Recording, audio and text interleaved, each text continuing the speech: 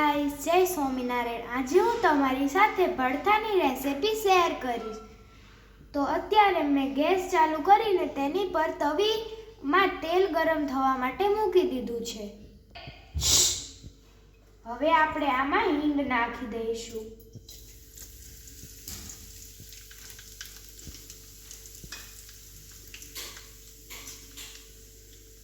હવે હિંગ નાખ્યા બાદ આપણે આમાં ડુંગળી નાખશું।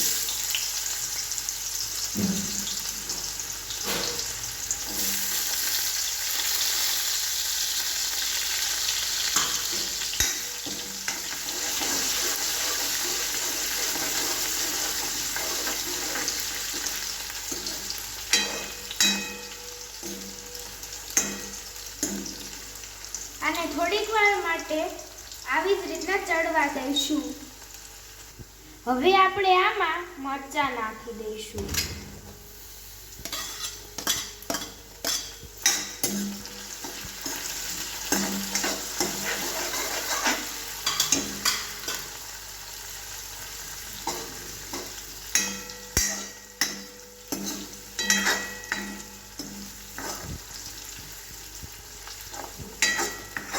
આને પણ થોડીક વાર માટે રહેવા દઈશું। હવે આપણે આમાં ટમેટા નાખી દઈશું।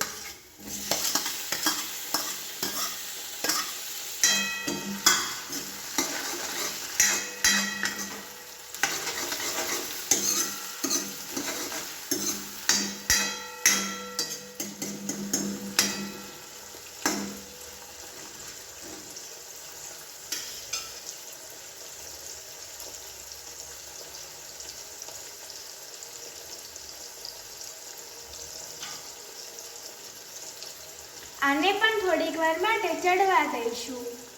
હવે આપણે આમાં મસાલા નાખીશું। હળદર,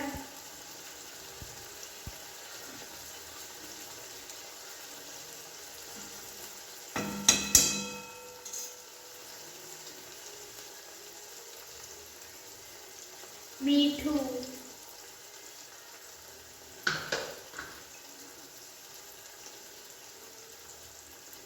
મરચાં,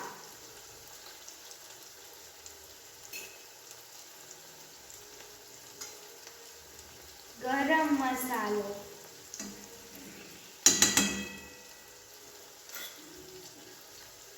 થોડીક વાર રવા દઈશું।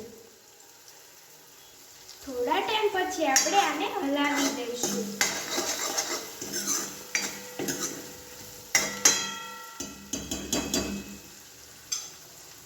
હવે આપણે આની અંદર ભડથું નાખી દઈશું।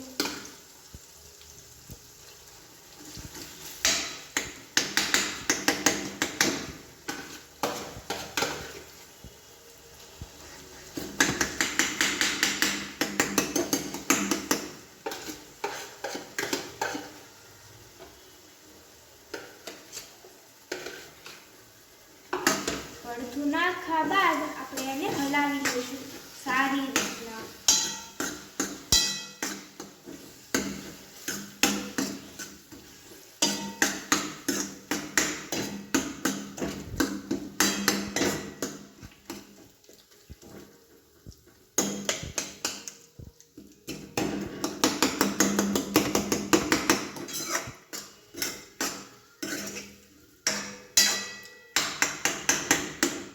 મેં આમાં સૂકી ડુંગળી યુઝ કરી છે। તમે આમાં લીલી ડુંગળી પણ નાખી શકો છો।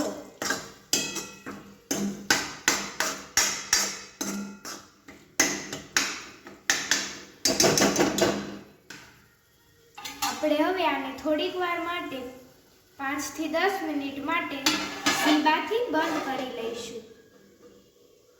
ગેસની ફ્લેમ ધીમી રાખીશું।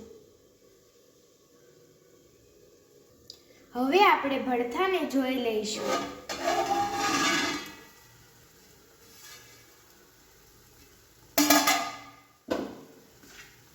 હલાવી દઈશું।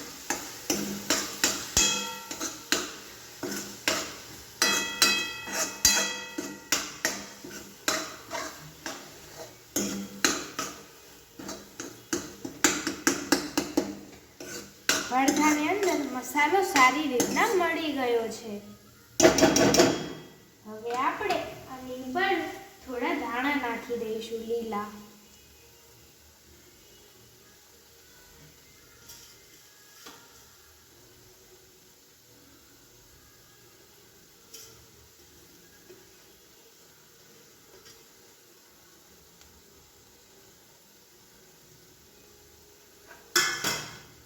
આપણું સરસ મજાનું ભરથું બનીને તૈયાર થઈ ગયું છે.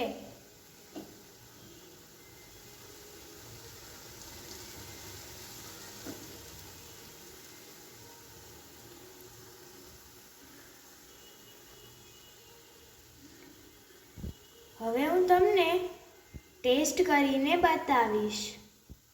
ગુજરાતી થાળી ભરથા સાથેની રેડી થઈ ગઈ છે. તો કેટલાને ભરથું ભાવે છે અને આ ભરથું બહુ જ ટેસ્ટી બન્યું છે. તો આવી જ રેસીપી માટે તમે લાઈક કરો, શેર કરો અને કમેન્ટ કરવાનું ભૂલતા નહીં. Bye bye.